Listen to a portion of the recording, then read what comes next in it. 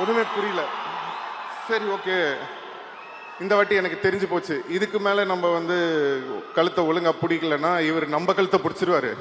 So அதனால இந்த டேக்கை பிடிச்சிருவோன்னு சொல்லிட்டு கமல் சார் கிட்ட கூட, சார் கொஞ்சம் அப்படி ஃபாஸ்ட்டாக பிடிப்பேன் சார், ஒன்றும் பிரச்சனை இல்லை சார் அப்படின்னா, கமல் சார் பரவாயில்ல நீங்கள் பண்ணுங்க அப்படின்ட்டார். இப்போது சரி ஓகே ரெடி ஆக்ஷன் அப்படின்ட்டாரு. டப்புன்னு பிடிச்சிட்டேன். பிடிச்சி அப்படி அப்படிலாம் பண்ணி அப்படி கை அப்படி பிடிச்சிட்டு இருக்கேன். இப்போ என்னன்னா திடீர்னு கமல் சார் பயங்கரமாக ரியாக்ஷன் கொடுக்குறாரு. என்னடா இது, ஒருவேளை நம்ம உண்மையிலே அமுக்கிட்டோமா, அதனால தான் சார் இப்படி ரியாக்ட் பண்ணுறாரா, இல்லை உண்மையிலே பர்ஃபார்மன்ஸ் தான் பண்ணுறாரான்னு எனக்கு புரியல.